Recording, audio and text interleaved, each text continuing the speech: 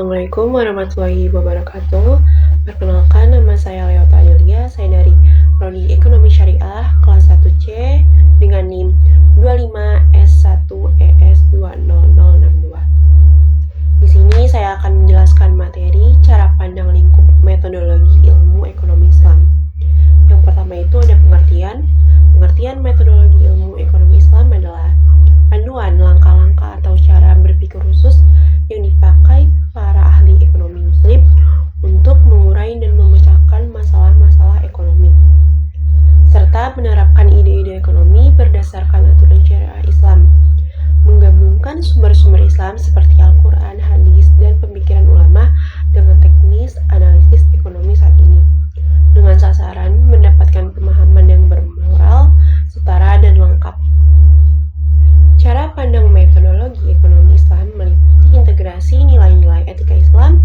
Tujuannya adalah menciptakan teori dan kerangka ilmu ekonomi Islam yang ilmiah dan praktis.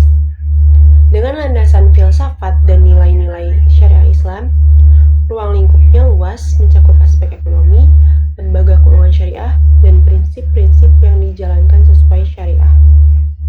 Selanjutnya ada cara pandang, yaitu sudut pandang ekonomi Islam berasal dari pandangan dunia Islam yang menyeluruh, di mana kegiatan ekonomi bukan hanya soal mencari laba, melainkan bagian dari ibadah dan upaya mencapai kebaikan kolektif.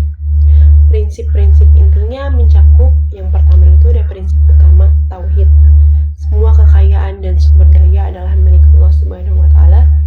Manusia hanya bertugas mengelolanya secara adil dan dilarang keras melakukan eksploitasi.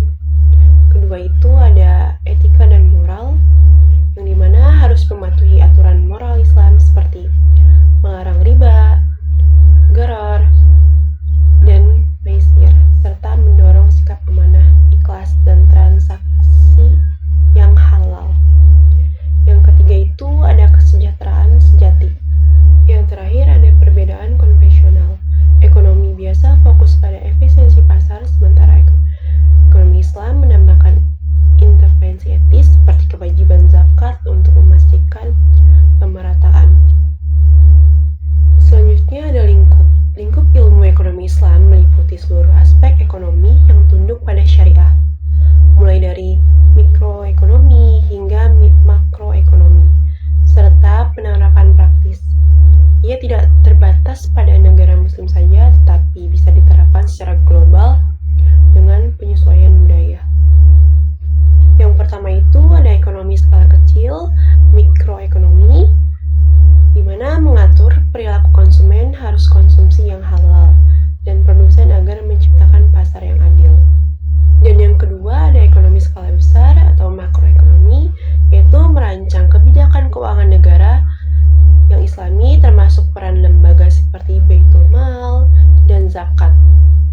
Dan ada keuangan syariah, ini adalah aplikasi yang paling terlihat, yaitu sistem perbankan dan asuransi yang tanpa bunga, seperti mudzakarah dan musyarakah, serta pasar modal syariah. Ada juga pembangunan, yaitu fokus pada pengembangan kualitas manusia melalui pendidikan, kesehatan, dan penyaluran zakat. Dan yang terakhir ada sosial dan lingkungan, menekankan tanggung jawab sebagai khalifah untuk menjaga bumi, mendorong konsep ekonomi hijau dan penerapan tanggung jawab sosial perusahaan syariah. Yang ketiga itu ada metodologi, yang dimana menggabungkan berbagai sumber pengetahuan untuk menganalisis dan mencari solusi ekonomi.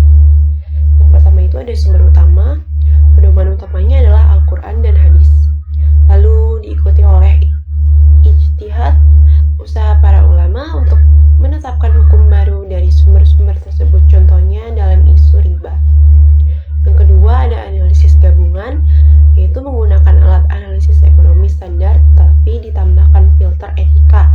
Misalnya, konsep kepuasan tidak hanya dilihat dari keuntungan materi, tetapi juga dari nilai pahala dan dosa. Yang ketiga ada pendekatan penelitian. Tidak hanya mengandalkan data statistik, tetapi juga analisis teks keagamaan dan filosofi, menggabungkan logika umum dengan petunjuk agama. Dan yang terakhir ada kesimpulan, ilmu ekonomi Islam memberikan alternatif moral terhadap ekonomi umum dengan sudut pandang yang menyeluruh, jangkauan yang luas, dan pendekatan metodologis yang berpijak pada wahyu. Ia telah diterapkan di negara seperti Indonesia lewat Bank Syariah dan Malaysia, membuktikan potensi untuk stabilitas dan keadilan. Baik, segitu saja penjelasan dari saya. Kurang lebihnya saya memohon maaf bila ada salah kata. Assalamualaikum warahmatullahi wabarakatuh.